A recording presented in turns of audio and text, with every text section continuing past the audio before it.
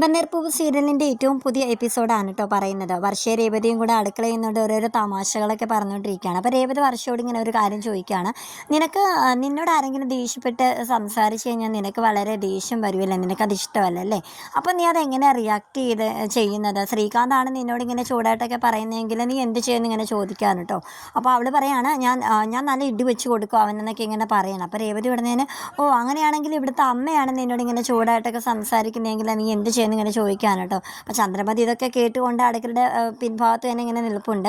അപ്പോൾ വർഷ പറയാണ്, അമ്മയാണ് എന്നോട് ഇങ്ങനെ ചൂടായിട്ടൊക്കെ സംസാരിക്കുന്നതെങ്കിൽ ഞാൻ അമ്മ പറയുന്നതിൻ്റെ അപ്പുറം ഞാൻ അമ്മയോട് ഞാൻ തിരിച്ച് മറുപടി ഞാൻ കൊടുക്കും. ഞാൻ പലപ്പോഴും ആലോചിച്ചിട്ടുണ്ട് രേവതി ചേച്ചിയോട് അമ്മ എന്തൊക്കെയാണ് പറയുന്നത്, ഞാൻ വല്ല ആയിരിക്കണം ഞാൻ തിരിച്ച് മറുപടി പറഞ്ഞതിനെന്നൊക്കെ ഇങ്ങനെ പറയാൻ കേട്ടോ രേവതിയോട്. അപ്പോൾ ഇങ്ങനെ ചന്ദ്രമതി ഉടനെ അടുക്കളയിലോട്ട് വരുവാണ്. നിങ്ങൾ എന്താ ഇവിടെ സംസാരിച്ചുകൊണ്ടിരിക്കുന്നതൊക്കെ ഇങ്ങനെ ചോദിക്കുകയാണ്. അപ്പോൾ അമ്മ ഇത് ഇപ്പോൾ ഒന്നും അറിയണ്ട, പിന്നെ തനി അറിഞ്ഞോളെന്നൊക്കെ പറഞ്ഞുകൊണ്ട് വർഷ അയ്യോ ഓഫീസിൽ പോകാൻ സമയമാണെന്ന് പറഞ്ഞുകൊണ്ട് അവളിങ്ങനെ പെട്ടെന്ന് തന്നെ പോവാൻ കേട്ടോ. ചന്ദ്രമതി ആണെങ്കിൽ രേവതിയോട് ചെന്നിട്ട് പറയണം, ഞാൻ പുറത്ത് നിന്നിട്ട് എല്ലാം കേട്ടിരുന്നു, നിങ്ങൾ തമ്മിൽ സംസാരിച്ചതൊക്കെ.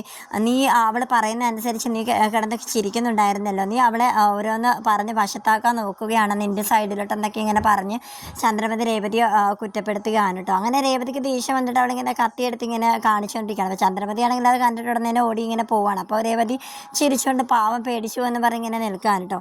പിന്നെ കാണിക്കുന്നത് ആൻ്റണി കാണാനായിട്ട് ശ്രുതിയും കൂട്ടുകാരും കൂടെ ചെല്ലുന്നതായിട്ടാണ് കാണിക്കുന്നത്. ഒരു ഫോട്ടോ കാണിക്കുക, അതായത് അവിടെ മുൻ ഭർത്താവിൻ്റെ ഫോട്ടോ ഇങ്ങനെ ആൻ്റണി കാണിച്ചിട്ട് പറയുകയാണ്, ഇവൻ എൻ്റെ കുറേ നാളായിട്ട് ശല്യം ചെയ്യുന്നു, ഇവനെ ഒന്ന് ശരിയാക്കണം എന്നൊക്കെ ഇങ്ങനെ പറയണം. അപ്പോൾ ആൻ്റണി ചോദിക്കുന്നുണ്ട് ഇതാരാണ് എന്നിങ്ങനെ ചോദിക്കുന്നുണ്ട്. അപ്പോൾ ശ്രുതി പറയാണ്, പോലീസ് സ്റ്റേഷനിൽ ചെന്നിട്ട് ഇതാരാ എന്താണെന്നൊക്കെയുള്ള ഉത്തരം കൊടുക്കേണ്ടി വരും, അതുകൊണ്ടാണ് ഞാൻ ആൻ്റണിയുടെ അടുത്തേക്ക് വന്നത്.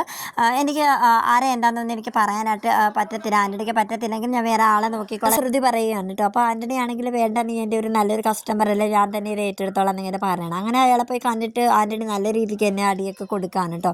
അങ്ങനെ ആൻ്റണിയുടെ കയ്യിൽ നിന്ന് രക്ഷപ്പെട്ട് ഓടി സ്കൂട്ടർ കൊണ്ട് ഒരു സ്ത്രീയുടെ നേരെ കൊണ്ട് ഇടിപ്പിക്കുകയാണ് ചെയ്യുന്നത്.